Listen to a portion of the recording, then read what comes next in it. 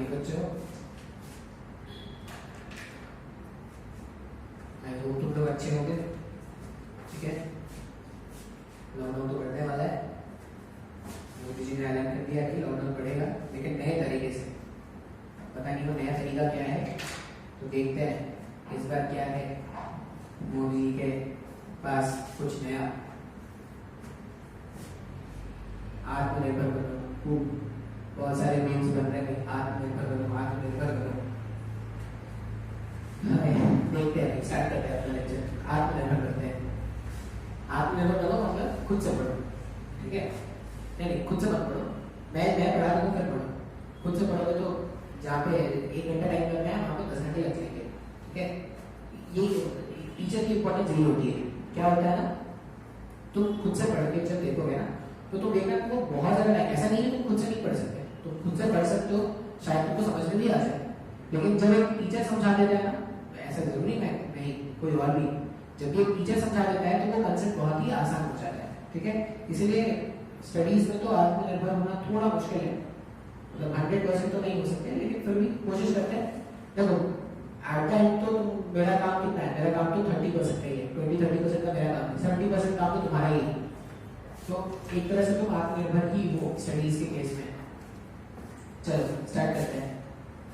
तो हमने क्या किया था ना, ब्योयेंसी हमने स्टार्ट कर दिया था। हमने इससे पहले वाले लेक्चर में ब्योयेंसी का इंट्रोडक्शन कर दिया है।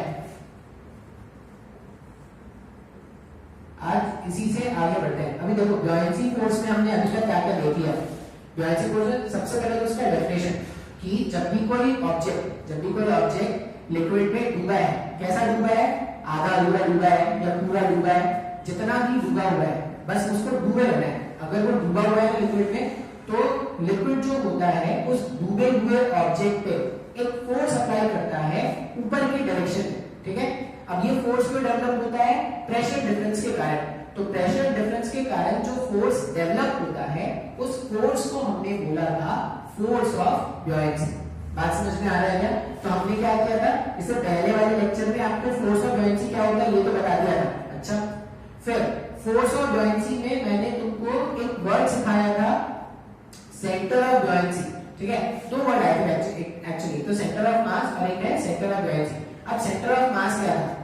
सेंटर ऑफ मास अगर इमेजिन करोगे तो हमने एक एग्जांपल लिया था। क्या एग्जांपल में हमने क्या किया था, वो जो लिक्विड है, लिक्विड में ही एक सिलेंडर अज्यूम किया था ना, मतलब लिक्विड को हमने दो पार्ट में डिवाइड कर दिया था, एक तो लिक्विड पूरा और वो जो सिलेंडर है पानी का ही सिलेंडर या लिक्विड का ही सिलेंडर जो अज्यूम किया था। अब लिक्विड के सिलेंडर के वेट को कौन बैलेंस कर रहा था, तो फोर्स ऑफ ब्योयेंसी बैलेंस कर रहा था। अच्छा, हमने क्या देखा था कि जिस पॉइंट पर लिक्विड वो जो सिलेंडर का वेट है वो एक्ट करता है, उसी पॉइंट पर फोर्स ऑफ ब्योयेंसी को एक्ट करना था। ऐसा क्यों? क्योंकि वो जो लिक्विड है वो इक्विलिब्रियम में है। इक्विलिब्रियम में मतलब ना ही उसको चलना था ना ही उसको रोटेट करना था। ऐसा कुछ डायग्राम आया था। डायग्राम कैसा था, ये डायग्राम था हमारे पास, यहाँ पे था, और हमने क्या किया था, लिक्विड का एक सिलेंडर अज्यूम किया था और हमने क्या बोला था, इसका वेट नीचे है और फोर्स ऑफ ब्योयेंसी ऊपर लग रहा है। अब दोनों का पॉइंट ऑफ एप्लीकेशन एक ही पॉइंट हमने रखा था। क्यों? क्योंकि ये जो लिक्विड का हमने सिलेंडर अज्यूम किया है वो ना ही ट्रांसलेट कर रहा था ना ही रोटेट कर रहा था। ट्रांसलेट नहीं कर रहा था मतलब नेट फोर्स भी जीरो होना था, और रोटेट नहीं कर रहा है मतलब नेट टॉर्क भी क्या होना है, जीरो होना है। अच्छा, अभी इस केस में जो बाकी बचे हुआ लिक्विड था उसने जो फोर्स लगाया उसी को तो फोर्स ऑफ ब्योयेंसी ने बोला था। तो हमने क्या बोला था कि ये जो फोर्स ऑफ ब्योयेंसी है, ये जो फोर्स ऑफ ब्योयेंसी है वो इसके वेट को बैलेंस कर रहा है। फिर हमने क्या किया था, इसी लिक्विड में ये जो सिलेंडर का पोर्शन है इसको कट करके ऐसे बाहर निकाल दिया और इसके प्लेस में एक सॉलिड इंट्रोड्यूस कर दिया था। हाँ या ना, इसके प्लेस में एक सॉलिड इंट्रोड्यूस कर दिया था। अभी अगर मैंने लिक्विड के सिलेंडर को बाहर निकालकर एक सॉलिड का सिलेंडर इंट्रोड्यूस कर दिया था, तो जो सराउंडिंग लिक्विड है उसमें कोई चेंज आया था क्या? नहीं, सराउंडिंग लिक्विड पे कोई चेंज नहीं आया। इसका मतलब फोर्स ऑफ ब्योयेंसी पे कोई चेंज नहीं आया होगा। हाँ या ना, फोर्स ऑफ ब्योयेंसी पे भी कोई चेंज नहीं आया था। और सेंटर ऑफ ब्योयेंसी मतलब जिस पॉइंट पर ब्योयेंसी फोर्स लग रहा हो उसमें भी कोई चेंज नहीं आएगा। अच्छा, लेकिन सेंटर ऑफ मास, इस ऑब्जेक्ट का सेंटर ऑफ मास कहीं भी हो सकता है क्या? वो डिपेंड करता है ना कि इसका डेंसिटी कैसे वैरी कर रहा होगा।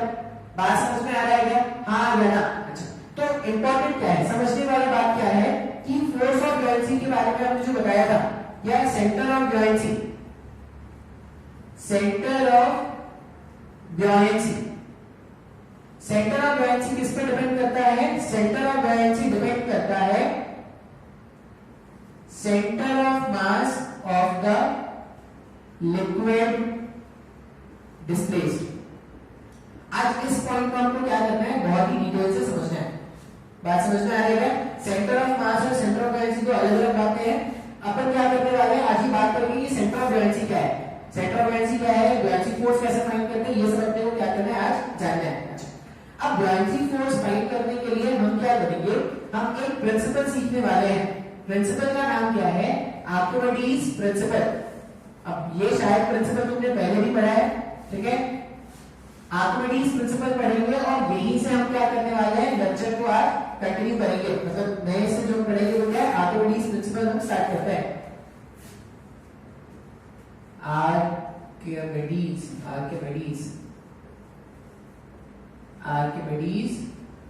प्रिंसिपल, ठीक है? अपन क्या करने वाले हैं, आर्किमिडीज प्रिंसिपल। पहले तो इसका स्टेटमेंट। अब इसका स्टेटमेंट क्या है? इसका स्टेटमेंट है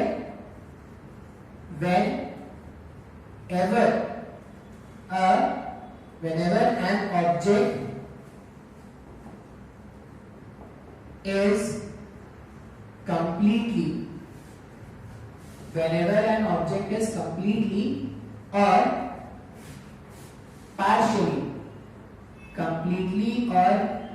partially immersed, whenever an object is completely or partially immersed inside a fluid, the fluid applies an upward thrust. The fluid applies an upward thrust which is equal to the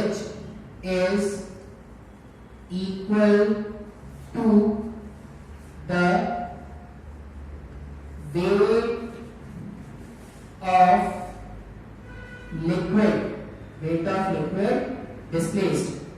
ये principal है जो अपने को क्या याद रखना है, अपने को याद रखना है कि जब भी एक ऑब्जेक्ट को कंप्लीटली या पार्शियली, मतलब किसी ऑब्जेक्ट को पूरी तरह या आधा अधूरा डुबा हुआ अगर है वो, तो लिक्विड उस पर एक ऊपर की तरफ फोर्स लगाता है जिसका magnitude weight of liquid displaced के बराबर होता है। अपन क्या करेंगे, इसके बारे में बात करेंगे, वेट ऑफ लिक्विड डिस्प्लेस्ड क्या होता है ये, क्योंकि बाकी जो मैंने लिखा है ना, बाकी मैंने यहाँ पे जो भी लिखा है वो तो तुमको समझ में आ रहा होगा, बस ये वेट ऑफ लिक्विड डिस्प्लेस्ड क्या है उसको समझते हैं। अब वेट ऑफ लिक्विड डिस्प्लेस्ड समझने के लिए इसको पहले नोट कर लेना। तो वेट ऑफ लिक्विड डिस्प्लेस्ड समझने के लिए अपन क्या करते हैं, दो डायग्राम बनाते हैं, उससे आपको लिक्विड डिस्प्लेस्ड का मतलब समझ में आएगा। लिक्विड डिस्प्लेस्ड का मतलब क्या हो गया, जब भी मान लो कोई ऑब्जेक्ट है, तो कोई ऑब्जेक्ट में दो केसेस होते हैं। एक तो केस ऐसा हो सकता है, ये लिक्विड था, तुमने ऑब्जेक्ट डाला, ऑब्जेक्ट जो था वो पूरा क्या हो गया, सिंक कर गया। एक केस ऐसा हो सकता है, ठीक है? और क्या हो सकता है, जो ऑब्जेक्ट है वो कुछ सिंक किया और कुछ एयर में, थोड़ा सा डूब गया, थोड़ा सा एयर में, ऐसा हो सकता है। और क्या हो सकता है, सरफेस पे उलझ जाए, कुछ ऐसा भी हो सकता है। अब अगर ध्यान से देखोगे तो इस केस में हमने क्या किया ना, मान लो ये जो वाटर है ना, वाटर पूरा ब्रीथ तक भरा हुआ, दो ही केसेस। ये जो मेरे पास एग्जांपल्स है उसमें क्या है, वाटर या लिक्विड जो है वो मैंने पूरा ब्रीथ तक टॉप तक भर के रखा है। अब जैसे मैं इसको अंदर डालूंगा, अब जैसे मैं इसको अंदर की तरफ मूव कराऊंगा तो ये क्या करेगा, ये नीचे जाना स्टार्ट करेगा। जब ये नीचे जाना स्टार्ट करेगा तो ये पानी बाहर निकालेगा। क्या ये जब ये नीचे जाना स्टार्ट करेगा तो लिक्विड को बाहर निकालना स्टार्ट करेगा। अब ये कितना लिक्विड बाहर निकालेगा, जितना इसको जगह चाहिए उतना लिक्विड बाहर निकालेगा। इसका मतलब जितना इसका खुद का वॉल्यूम है उतना लिक्विड ये बाहर निकालने वाला है। तो जो भी लिक्विड ये ऑब्जेक्ट बाहर निकालेगा, ठीक है, अंदर जाने के लिए जो भी लिक्विड को बाहर निकालेगा उसी को हम क्या बोलेंगे, डिस्प्लेस्ड लिक्विड। बात समझ में आ रहा है? तो इस केस में डिस्प्लेस्ड लिक्विड क्या है, इसके वॉल्यूम के बराबर हो गया क्या? ये पूरा जितना इसका वॉल्यूम है, ऑब्जेक्ट का जो वॉल्यूम होगा, ये किसका वॉल्यूम है, ऑब्जेक्ट का जो वॉल्यूम है वो हमारा इस केस में डिस्प्लेस्ड लिक्विड हो गया है, हाँ या ना? अच्छा, इस केस में अगर मैं बात करूं तो इस केस में ये तो इतना ही अंदर गया है। अगर इतना अंदर गया है तो ये जो वॉल्यूम होगा वही डिस्प्लेस्ड लिक्विड हुआ है।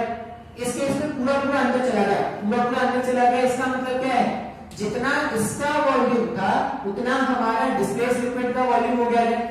इस केस में अगर आप देखोगे, मान लो ये ऐसा है, तो यहाँ पे क्या हो जाएगा, ये जो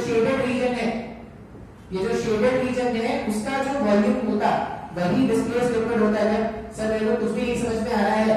डिस्प्लेस्ड लिक्विड का सीधा सा मतलब है कि अगर ऑब्जेक्ट को लिक्विड के अंदर जाना है तो लिक्विड के अंदर जाने के लिए वो जितना भी लिक्विड को बाहर निकालेगा वही क्या है, वही डिस्प्लेस्ड लिक्विड है। बात समझ में आ रहा है क्या? अच्छा, अब आर्किमिडीज ने क्या बोला कि फोर्स ऑफ बुयांसी अगर आपको कैलकुलेट करना है, तो जो भी डिस्प्लेस्ड लिक्विड होगा उसका वेट कैलकुलेट कर लो। डिस्प्लेस्ड लिक्विड का जो वेट है वही फोर्स ऑफ बुयांसी के मैग्नीट्यूड के इक्वल है। बात समझ में आ रहा है क्या? ये आर्किमिडीज का प्रिंसिपल था।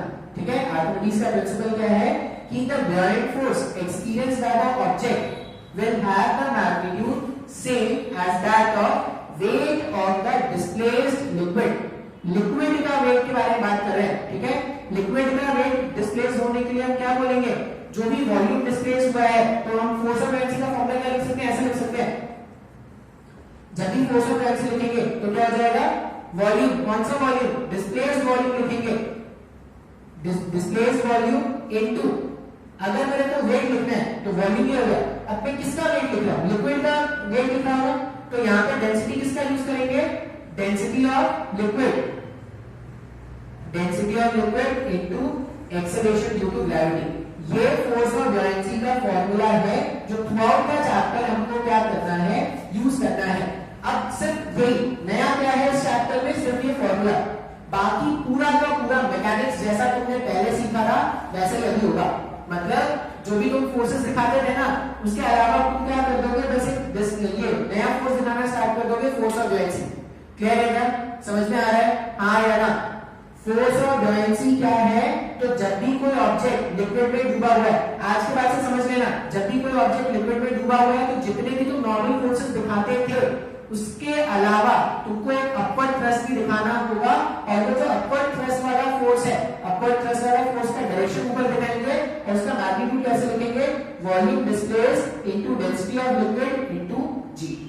सब को आर्किमिडीज प्रिंसिपल नहीं समझ में आया, कोई नया कंसेप्ट नहीं है, वही मैकेनिक्स के पुराने प्रॉब्लम से हम सॉल्व करेंगे। ठीक है, पहले कुछ कंसेप्चुअल प्रॉब्लम सॉल्व कर लेंगे, फिर वही मैकेनिक्स के क्वेश्चन आएंगे। जब भी मैकेनिक्स के क्वेश्चन आएंगे कुछ नया नहीं करना, क्या करना है हमको बस दोनों के मतलब एक नया फोर्स इंट्रोड्यूस कर देना है। वो नया फोर्स क्या है, फोर्स ऑफ बुयांसी, जिसका वैल्यू क्या होगा, डिस्प्लेस्ड लिक्विड के वेट के बराबर होगा। बात समझ में आया क्या?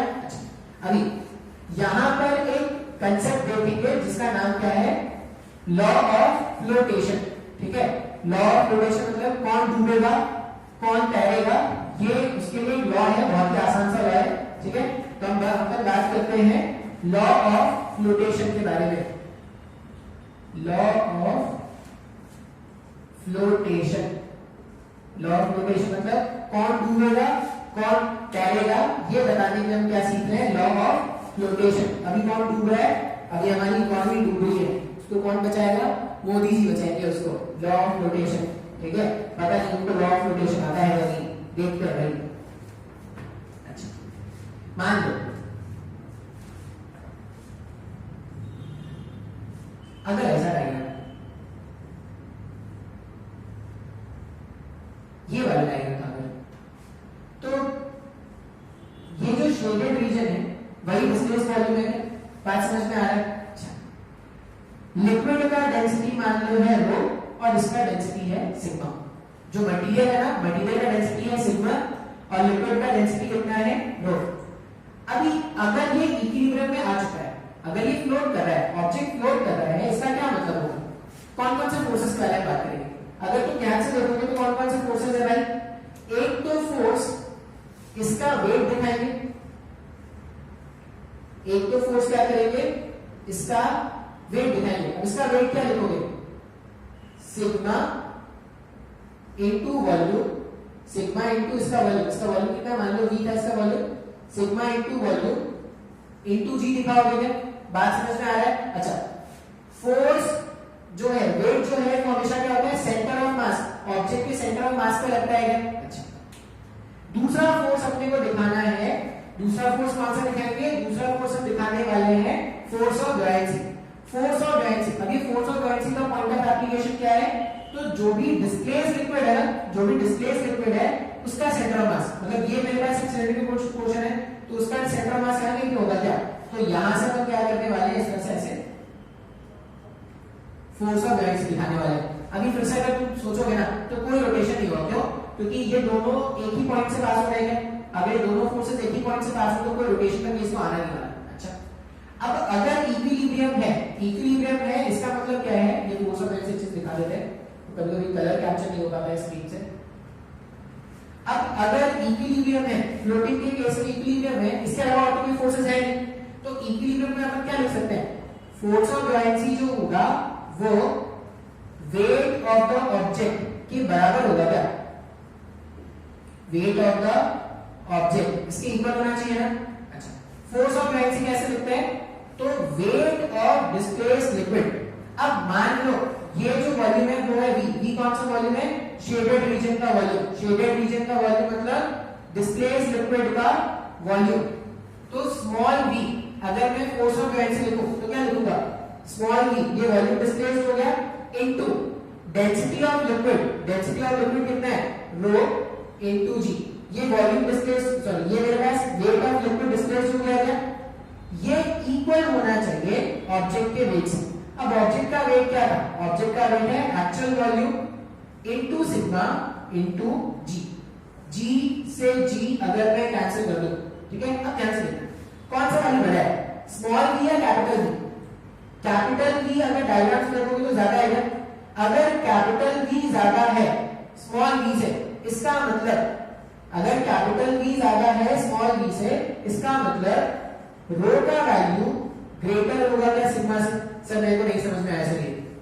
अगर ये ज्यादा है इससे, इसका मतलब क्या होगा? रो का वैल्यू सिग्मा से ज्यादा होना चाहिए, तभी तो ये इक्वल टू होल्ड कर पाएगा। इसका ये मतलब है कि अब अपन क्या बोलेंगे? फ्लोटेशन। कोई भी ऑब्जेक्ट कब फ्लोट करेगा? कोई भी ऑब्जेक्ट तब फ्लोट करेगा जब लिक्विड का डेंसिटी, लिक्विड का डेंसिटी ऑब्जेक्ट के डेंसिटी से ज्यादा है। अपन को याद क्या रखना है कि कोई भी ऑब्जेक्ट, लॉ ऑफ फ्लोटेशन में क्या बोलेंगे कि ऑब्जेक्ट कब फ्लोट करेगा? जब लिक्विड का डेंसिटी, लिक्विड का डेंसिटी ऑब्जेक्ट के डेंसिटी से क्या होगा? ज्यादा होगा। बात समझ में आ रहा है क्या? अच्छा, एक और केस देख लेते हैं इसमें, एक और केस देख लेते हैं जब वो डूब रहा है। मान लो यही जो डायग्राम था, तो अलग से डायग्राम बनाना।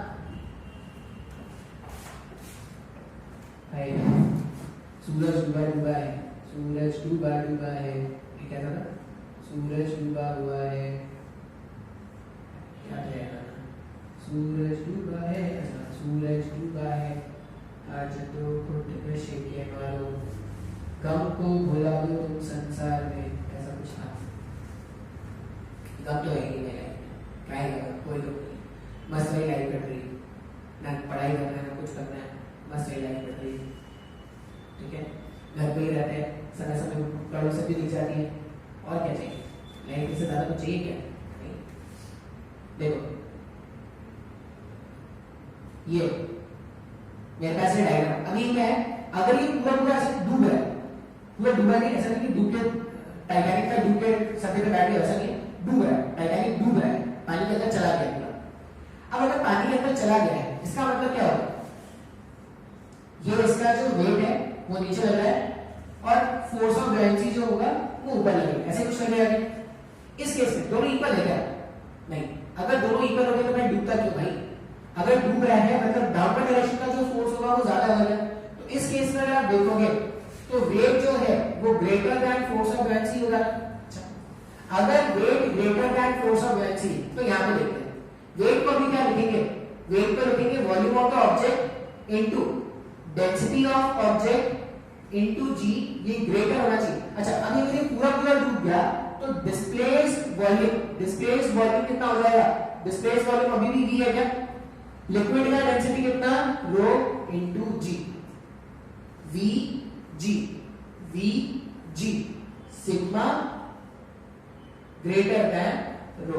इसका ये मतलब है कि अगर ऑब्जेक्ट का डेंसिटी लिक्विड के डेंसिटी से ज्यादा है तो ऑब्जेक्ट डूब जाएगा, अगर लिक्विड का डेंसिटी ज्यादा है तो ऑब्जेक्ट फ्लोट करेगा।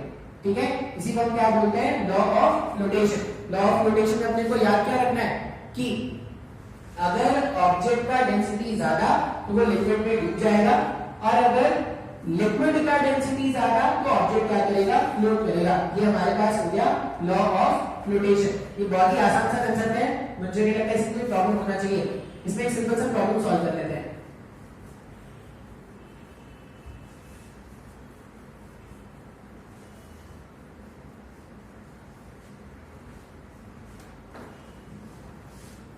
अच्छा इतना ही कंसेप्ट है, कंसेप्ट तुम बोलोगे सर कंसेप्ट हो गया क्या, तो फोर्स ऑफ ग्रेविटी का कंसेप्ट हो गया। अब बस क्या करेंगे, अलग अलग तरह के न्यूमेरिकल सॉल्व करेंगे। बहुत सारे न्यूमेरिकल होंगे फोर्स ऑफ ग्रेविटी पे, ठीक है, तो फोर्स ऑफ ग्रेविटी पे अलग अलग तरह के न्यूमेरिकल होंगे। जितने तरीके के न्यूमेरिकल्स अपन सॉल्व कर पाएंगे उतने करेंगे, नहीं तो तुम बेसिक पे तो तुम इतना ही याद रखना कि बस तुमको एक नया फोर्स इंट्रोड्यूस करना है। वो नया फोर्स क्या है, फोर्स ऑफ ग्रेविटी। ठीक है, चलो एग्जांपल नंबर 1 स्टार्ट करते हैं। एग्जांपल नंबर 1, एग्जांपल नंबर 1 में क्या है, एक ऐसा लिक्विड है, ठीक है, कितने डेंसिटी का, मान लो 3 रो डेंसिटी का। एक ऐसा लिक्विड है कितने डेंसिटी का, 3 रो लिक्विड का, और यहां पर एक ऑब्जेक्ट है, ठीक है, एक ऑब्जेक्ट है रो डेंसिटी का जो ऐसे फ्लोट कर रहा है। देखो इसका डेंसिटी ज्यादा है तो फ्लोट करेगा। आपसे पूछा गया है, आपसे क्या पूछा गया है, what fraction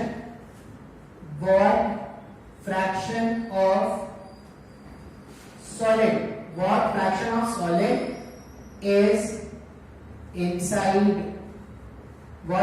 solid is inside the liquid। ये आपसे पूछा गया है। वॉल्यूम का कितना परसेंटेज, एक्चुअल वॉल्यूम का, वो जो ऑब्जेक्ट है ऑब्जेक्ट के एक्चुअल वॉल्यूम का कितना परसेंटेज लिक्विड के अंदर डूबा हुआ है। ठीक है, इतना डूबा हुआ है क्या, इसको मुझे परसेंटेज में एक्सप्रेस करना है। अच्छा हम क्या जानते हैं, ऑब्जेक्ट फ्लोट कर रहा है ना, अगर ऑब्जेक्ट फ्लोट कर रहा है तो इस केस में क्या होगा, वेट जो होगा ऑब्जेक्ट का वो फोर्स ऑफ ग्रेविटी से इक्वल होगा क्या, वेट जो है ऑब्जेक्ट का वो फोर्स ऑफ ग्रेविटी से इक्वल है। वेट कैसे लिखेंगे, डेंसिटी इनटू ये किसका वॉल्यूम है, ये एक्चुअल वॉल्यूम हो गया, इनटू जी इक्वल्स टू 3 रो, ये कौन सा वॉल्यूम, ये डिस्प्लेस्ड वॉल्यूम इनटू जी। अब देखो कैंसिल क्या क्या हो रहा है, रो जी कैंसिल कर दिया हमने, तो डिस्प्लेस्ड वॉल्यूम कितना आ जाएगा इस केस में, डिस्प्लेस्ड वॉल्यूम जो है वो एक्चुअल वॉल्यूम का 1/3 है क्या, जो भी डिस्प्लेस्ड वॉल्यूम है वो एक्चुअल वॉल्यूम का 1/3 है। अगर ये एक्चुअल वॉल्यूम का 1/3 है तो अपने को तो यही पूछा ना, fraction of solid inside the liquid. इसका मतलब displaced volume upon actual volume का जो रेशियो होगा वही तो पूछा गया ना। तो क्वेश्चन के हिसाब से जो पूछा गया है वॉल्यूम डिस्प्लेस्ड, या यही तो वॉल्यूम इनसाइड द लिक्विड है, डिवाइडेड बाय वॉल्यूम एक्चुअल, कितना हो जाएगा 1/3। ये हमारा पहले प्रश्न का आंसर है। आसान है क्या, हाँ या ना।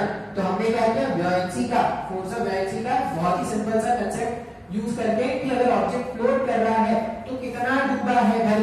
अच्छा कभी कभी ना हाइट के टर्म से पूछ लेते हैं, कहीं पूछे कि कितना हाइट पानी के ऊपर है, कितना हाइट पानी के अंदर है, तो यहाँ पे अपन क्या लिखेंगे, देखो जो वॉल्यूम डिस्प्लेस्ड और जो वॉल्यूम एक्चुअल है दोनों वेलोसिटी एरिया तो सेम होगा ना, यहाँ पे हो जाता हाइट डिस्प्लेस और यहाँ पे एक्चुअल हाइट, ऐसे ही कुछ होता है तो वो भी 1/3 आ जाता ना।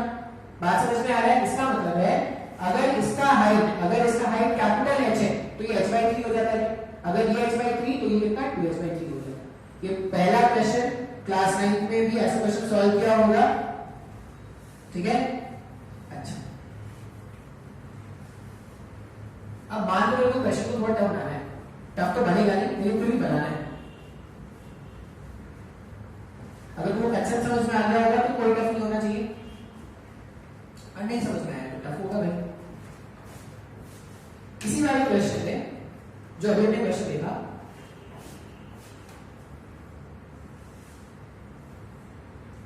ठीक है, क्या करते हैं, ऐसा कुछ था, ये 3 रो है और ये रो है, ठीक है, 3 रो था और ये क्या था, रो। अच्छा, इस डायग्राम के हिसाब से ये लेंथ कितना आएगा, अगर इस पूरे का हाइट है h, कैपिटल H, तो ये जो हाइट है वो h/3 आएगा क्या, ऐसा कुछ आएगा। अच्छा, अब मान लो इसके ऊपर क्या करते हैं, एक कॉइन ला के रखते हैं ऐसे। हमने क्या कर दिया, इसके ऊपर एक कॉइन ला के रख दिया है, और ये जो कॉइन हमने ला के रखा है, ठीक है, इस कॉइन का मास दे दो, क्या कॉइन का मास दे देते हैं m, कॉइन का मास है स्मॉल m। क्वेश्चन में पूछा गया है if mass of the coin is small m, if mass of the coin is small m, then find the extra depth, find the extra depth the block will shift, find the extra depth the block will shift to balance the system। हो रहा है ये recording था क्या हो रहा है इसके, तो मूड हो रहा है।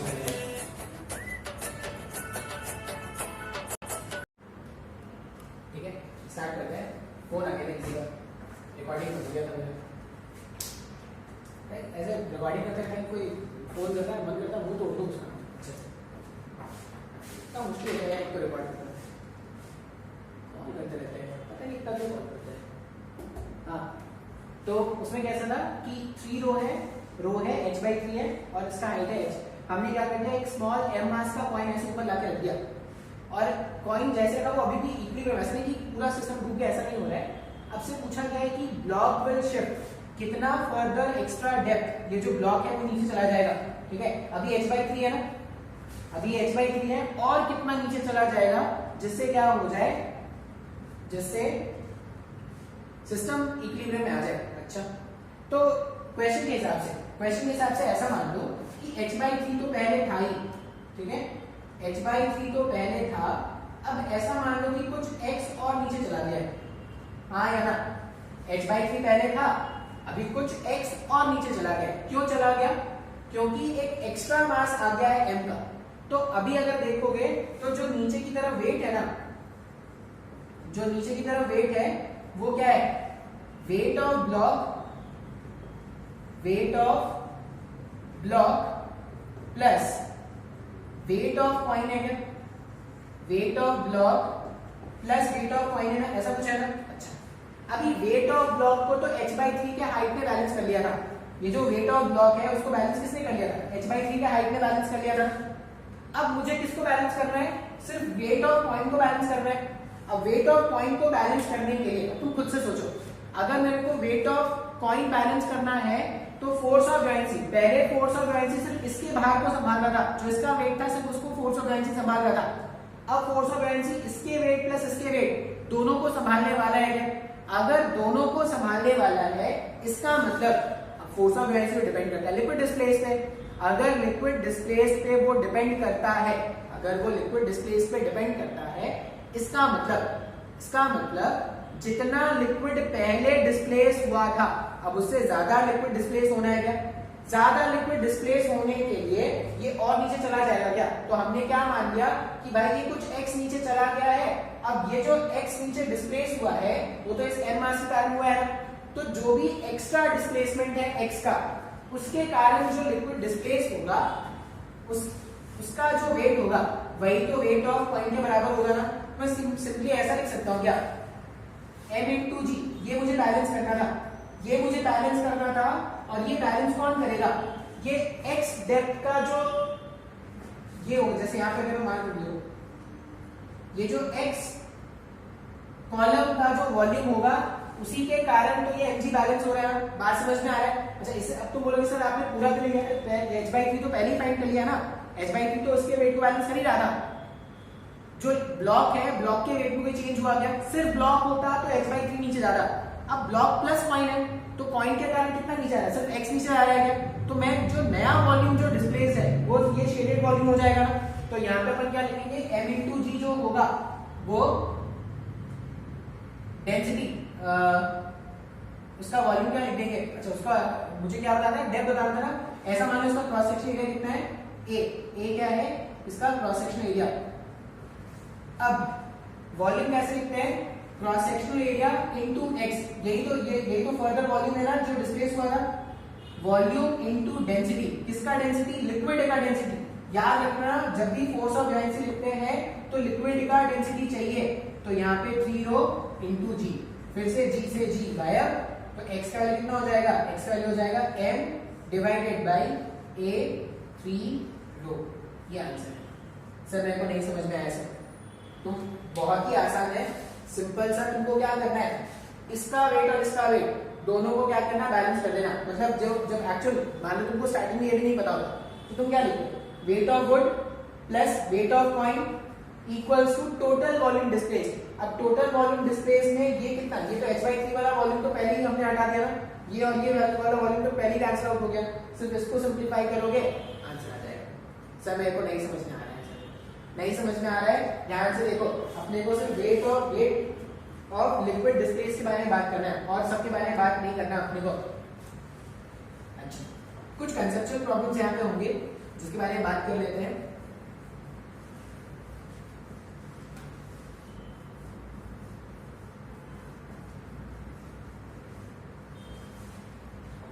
कंसेप्चुअल प्रॉब्लम कैसे है? पहला कंसेप्चुअल प्रॉब्लम, क्वेश्चन नंबर 1। कितने एग्जांपल कौन सा होगा? एग्जांपल 2 एग्जांपल हो गए ना, एग्जांपल 3, एग्जांपल 3। एग्जांपल 3 कैसा है?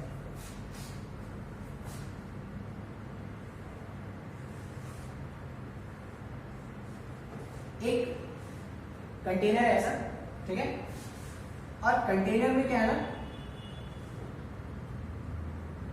W1 वेट का लिक्विड भरा हुआ है। मतलब ऐसा समझ लो कि ये कंटेनर था, कंटेनर को हमने क्या कर दिया, एक वेइंग मशीन में रख दिया। वेइंग मशीन, कंटेनर को वेइंग मशीन में रखा, सिर्फ कंटेनर इसमें लिक्विड भरा। जब मैंने वेइंग मशीन में रखा तो रीडिंग कितना आया, reading of the weighing machine, reading of the weighing machine initially कितना आया, मान लो W1, ठीक है। फिर क्या करते हैं, इसको हटा दो और एक स्टोन ले लो, ठीक है। Reading of weighing machine with stone, कितना आ गया, W। क्या बोल रहे हैं कि जब एक कंटेनर है, कंटेनर में लिक्विड भर के जब वेइंग मशीन के ऊपर रखा तो रीडिंग कितना आया, W1। इसको हटा दिया और इसके ऊपर एक स्टोन ला के रख दिया, अब रीडिंग कितना आया, W2। बात समझ में आ रहा है क्या? इसको रखा ऐसे तो W1, स्टोन ला के रखा तो W2। अच्छा, अब क्या करते हैं, एक इंडिपेंडेंट सोर्स है,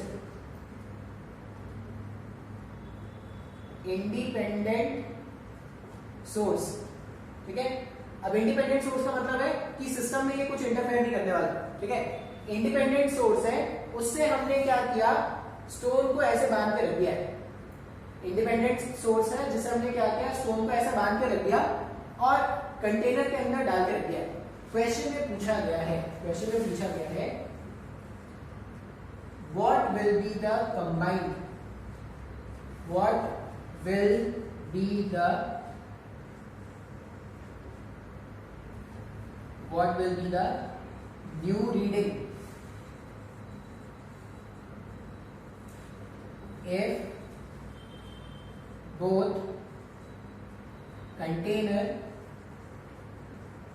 if both container and stone, both container and stone are kept as shown in the diagram। ये हमारा क्वेश्चन है। क्वेश्चन क्या है, बात समझे, क्वेश्चन समझे क्या? क्वेश्चन क्या था कि हमने सिर्फ वेइंग मशीन था, वेइंग मशीन में सिर्फ वाटर कंटेनिंग कंटेनर को रखा तो रीडिंग कितना है W1, सिर्फ स्टोन को रखा तो रीडिंग कितना है W2। स्टोन को एक इंडिपेंडेंट सोर्स से बांध दिया, इंडिपेंडेंट सोर्स से बांध दिया मतलब इस सिस्टम पे कोई फोर्स नहीं लगाएगा, ऐसा समझ लो, ठीक है। ये ऐसा समझ लो कि ऐसे हवा में है, कोई जो जादू शक्ति जिससे हवा में बस इसमें डूबा हुआ है, ऐसा बात समझ में आ रहा है। अच्छा, अभी what will be the new reading, अब मैंने क्या किया, वो जो स्टोन था उसको पानी में डुबा दिया इंडिपेंडेंट सोर्स से, और वेइंग मशीन और स्टोन दोनों को साथ में रख के वेइंग मशीन के ऊपर रख दिया। बात समझ में आ रहा है क्या? तो अब जो नया रीडिंग होगा, उसका वैल्यू क्या होगा ये अपने को बताना है, हाँ या ना। अब सिंस ये कोई सॉल्व करने वाला क्वेश्चन तो है नहीं, ऐसा नहीं कि इसमें इंटीग्रेशन, डिफरेंशिएशन, कैलकुलेशन सब लगा दिया है तो ऐसा इसमें तो इंटीग्रेशन करना पड़ेगा, ऐसा कुछ नहीं करना है तुमको। सिंपल सा क्वेश्चन है कंसेप्ट वाला। अब कंसेप्ट वाला क्वेश्चन है तो पॉसिबल आंसर्स जो आपको लगता है हो सकता होगा, अगर मैं ऑप्शन बताऊं तो क्या हो सकता है, W1, W2, W1 plus W2 और D less than W1 plus W2। ये चार ऑप्शंस होंगे जो अपने को मोस्ट प्रोबेबली लगते हैं कि हाँ सर ये आंसर होगा, ठीक है। अब ये चार ऑप्शंस में अपने को सोच के बताना कि कौन सा ऑप्शन करेक्ट है। बहुत ही लॉजिकल सा क्वेश्चन है, बहुत ही कंसेप्ट वाला क्वेश्चन है, ठीक है। अगर आप ध्यान से एपीटी वगैरह बना के सोचोगे ना तो आपको आंसर मिल जाएगा। तो मैं आपको बोलूंगा कि आपको क्या करना है, स्क्रीन पॉज करना है और स्क्रीन पॉज करके खुद से अटेम्प्ट करने की कोशिश करना है, ठीक है। चलो मैं बताता हूं, अच्छा क्वेश्चन है, ध्यान से देखते हैं। यहां पर ये जो इंडिपेंडेंट सोर्स है इसका कोई काम है नहीं, ये इंडिपेंडेंट सोर्स का कोई काम है नहीं। अगर मैं एफबीडी बनाऊं किसका, स्टोन का, तो स्टोन का एफबीडी बनाते हैं। ये स्टोन था हमारा, स्टोन में क्या क्या फोर्स है, इसका वेट कितना है W2 नीचे, इसका वेट W2 नीचे। अगर ये इक्विलिब्रियम में है, यहाँ पर अगर ये इक्विलिब्रियम में है तो इक्विलिब्रियम में आने का मतलब इसके वेट को किसी ने बैलेंस करके रखा होगा। किसने बैलेंस किया होगा, तो जो सराउंडिंग लिक्विड है उसने इस पे फोर्स ऑफ ब्यूएंसी लगाया होगा, फोर्स ऑफ ब्यूएंसी लगाया होगा किस डायरेक्शन में, ऊपर के डायरेक्शन में, FB। अब अगर स्टोन इक्विलिब्रियम में है, स्टोन इक्विलिब्रियम में होने का मतलब फोर्स ऑफ ब्यूएंसी ऑब्जेक्ट के वेट के बराबर होगा क्या, हाँ या? अगर मैं बोल रहा हूं कि स्टोन इक्विलिब्रियम में है तो फोर्स ऑफ ब्यूएंसी जो होगा वो ऑब्जेक्ट के वेट के बराबर होगा। अच्छा भाई सही है। फिर आगे अगर मैं देखूं यहाँ पे ये जो लिक्विड है, अच्छा ये वेइंग मशीन का रीडिंग क्या होता है, वेइंग मशीन क्या रीड करता है, वेइंग मशीन तो नॉर्मल रीड करता है ना, जितना नॉर्मल डेवलप हुआ होगा उसी को तो वेइंग मशीन रीड करके बताता है, हाँ या ना। अच्छा तो नॉर्मल जो डेवलप होगा, अब अगर मैं इसका ये जो कंटेनर है ना, लिक्विड वाला कंटेनर है, उसका अगर मैं एफबीडी बनाऊं, अच्छा ये ऑप्शंस में हटा दे रहा हूं, ऑप्शंस आप देख लेना कि कौन सा ऑप्शन सही होंगे। मैंने किसका एफबीडी बनाया, पहले मैंने स्टोन का एफबीडी बना दिया। अब मैं क्या कर रहा हूं, वो जो लिक्विड है ना, कंटेनर में जो लिक्विड है उसका एफबीडी बना रहा हूं। क्या क्या फोर्सेस है, एक तो इसका खुद का वेट W1, सबसे पहला फोर्स इसका वेट दिखाएंगे। अच्छा जिस भी सरफेस पे रखा हुआ है, जिस भी सरफेस पे या वेइंग मशीन पे जहां पे रखा हुआ है वहां से उसको एक नॉर्मल ऊपर मिलेगा क्या? जो वेइंग मशीन है, वेइंग मशीन उस पे एक नॉर्मल ऊपर लगाएगा। अच्छा, और एक फोर्स लगेगा, और एक फोर्स कौन सा लगेगा? अगर स्टोन पे फोर्स ऑफ ब्योयेंसी, ये किसने अप्लाई किया है? स्टोन पे ये जो फोर्स ऑफ ब्योयेंसी है, स्टोन पे फोर्स ऑफ ब्योयेंसी का जो फोर्स है वो इस बाकी बचे हुए लिक्विड ने अप्लाई किया है। तो अगर बाकी बचा हुआ लिक्विड स्टोन पर फोर्स ऑफ ब्योयेंसी ऊपर लगा रहा है, बाकी बचा हुआ लिक्विड स्टोन पर फोर्स ऑफ ब्योयेंसी ऊपर लगा रहा है, तो स्टोन भी बाकी बचे हुए लिक्विड पे नीचे की तरफ एक फोर्स लगाया गया, इक्वल ऑपोजिट। जितना ये लिक्विड फोर्स स्टोन पे ऊपर लगाता, स्टोन क्या करेगा? उतना ही फोर्स नीचे लगाएगा, जो फोर्स ऑफ ब्योयेंसी के बराबर है। क्या सर मेरे को नहीं समझ में आ रहा है? डायग्राम ध्यान से सोचोगे खुद को खुद समझ में आ जाएगा। हमने क्या किया?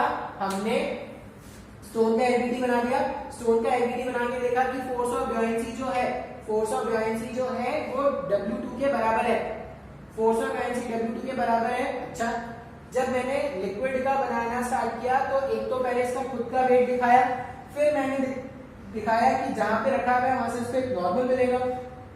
और अगर लिक्विड ने स्टोन पे फोर्स ऊपर लगाया है, एक्शन रिएक्शन पेयर के हिसाब से स्टोन जो होगा वो भी लिक्विड पे फोर्स नीचे लगाएगा। इसके अलावा और भी फोर्सेस हैं क्या मैंने काम किए? नहीं। अब अगर मुझे रीडिंग जानना है, मतलब मुझे नॉर्मल का वैल्यू कैलकुलेट करना है क्या? तो नॉर्मल कितना आ जाएगा? नॉर्मल आ जाएगा W1 प्लस फोर्स ऑफ ब्योयेंसी। भाई फोर्स ऑफ ब्योयेंसी तो W2 के बराबर था, तो रीडिंग कितना है? W1 plus W2। अच्छा, ये आंसर है। लेकिन अपने को जब तुम जैसे तुमने क्वेश्चन देखा होगा ना, तुम्हारे दिमाग में झटके से आया, अरे ये स्टोन तो नीचे जब गया तो स्टोन का वेट तो कम हो जाना स्टार्ट हो जाता है, तो आंसर तुम क्या सोचोगे? Less than W1 plus W2। बहुत लोग ऐसा लगता है कि सर आंसर तो less than W1 plus W2 होना चाहिए था। नहीं, वो गलत अप्रोच है। अपने को ऐसा लग रहा है कि भाई आंसर जो होगा, जैसे ये स्टोन लिक्विड के अंदर गया, फोर्स ऑफ ब्योयेंसी एक्सपीरियंस करना स्टार्ट करेगा तो उसका वेट कम हो जाएगा। उसका वेट कम हुआ है क्या? नहीं, बस फोर्स ऑफ ब्योयेंसी एक्स्ट्रा फोर्स लग रहा था।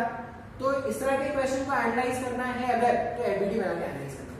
आई होप ये समझ में आया हो, हाँ या ना? इसी के जैसा एक और क्वेश्चन होता है। अभी तो हमने स्टोन लिया था, मान लो मैं यहाँ पे एक शुगर का, ये जो स्टोन है ना वो शुगर का बना, मान लो ऐसा शुगर लिखते शुगर है, नहीं पढ़ते शुगर है, शुगर। अब ये जो स्टोन है ना वो शुगर का बना हुआ है। अब ये स्टोन शुगर का बना हुआ है, आपसे क्वेश्चन में ये पूछा गया है, सेम इसी में क्वेश्चन होगा, जैसे जैसे शुगर पानी में क्या होता है? पिघलना स्टार्ट हो जाता है ना। क्वेश्चन आपको खुद से एनालाइज करना है, जैसे जैसे शुगर पिघलना स्टार्ट हो रहा है, जैसे जैसे शुगर पिघलना स्टार्ट होगा, वैसे वैसे रीडिंग में क्या फर्क पड़ेगा? सेम क्वेश्चन है, अब स्टोन नहीं है, स्टोन के प्लेस में हमने क्या रख दिया है? शुगर रख दिया है। आप लॉजिकली सोचना और आंसर एक्सप्लेन करके मेरे को सेंड करना। अच्छा खासा टाइम लग सकता है सोचने में, तो एक पेज से ज्यादा का सोल्यूशन मत देना भाई, एक पेज अगर बहुत ज्यादा हो जाएगा, ठीक है? तुम सोचना, कंसेप्ट सोचना, एक पेज आधा पेज जो भी लगे उसमें तो मुझे क्या कर सकते हैं, एक्सप्लेन करके बता सकते हो। लेकिन सोचना ये भी अच्छा क्वेश्चन कि अगर शुगर का स्टोन नहीं डाल दिया, शुगर डाल दिया है, सेम W2, बाकी सब कुछ सेम रखना है, तो जैसे जैसे शुगर पिघलना स्टार्ट होगा तो रीडिंग में क्या फर्क पड़ेगा, ये अपने को बताना है। बात समझ में आ रहा है क्या? हाँ या ना? अच्छा, एक और क्वेश्चन देख लेते हैं। अच्छा, इसी वाले क्वेश्चन में मान लो ये जो क्वेश्चन है स्टोन वाला ही क्वेश्चन, ये शुगर नहीं है, वापस से स्टोन है। वापस से अगर मैं बोलता, ये सब अलग अलग एग्जांपल्स हैं, तुमको ऐसे ही नोट करना है। अगर मैं बोल रहा हूँ ये मेरे पास क्या है? स्टोन है, और मैंने इसको थ्रेड से बांध के रखा है, ये इंडिपेंडेंट सोर्स नहीं, ये क्या है? थ्रेड। अगर ये थ्रेड है, थ्रेड के केस में रीडिंग क्या होगा? अगर मान लो ये थ्रेड है और फिर से वापस से वही चार ऑप्शन गिवन है कि रीडिंग क्या होगा, फिर से आंसर में क्या है? चार ऑप्शन दे रखे हैं। क्वेश्चन वही है, क्वेश्चन क्या है कि सिर्फ अगर कंटेनर को रखेंगे तो W1, सिर्फ स्टोन को रखेंगे तो W2, और अब इस अरेंजमेंट में थ्रेड से बांध के स्टोन को रख दिया है, तो what will be the new reading? ये कौन सा एग्जांपल 5 है शायद, शुगर वाला example 4 two example 5, what will be the new reading, आप अलग से diagram banana, what will be the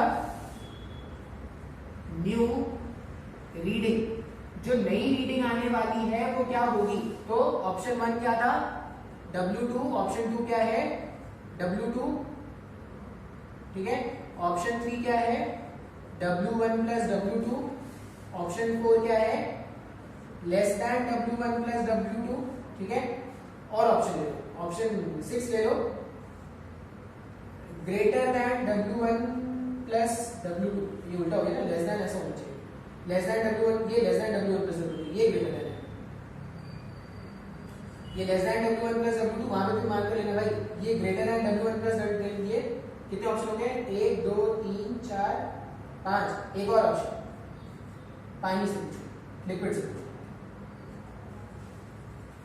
liquid से पूछो, थोड़ा सा सोचते हैं इसका आंसर बताते हैं, आसान क्वेश्चन है, अगर तुमको पहला वाला समझ में आया तो ये बता दोगे।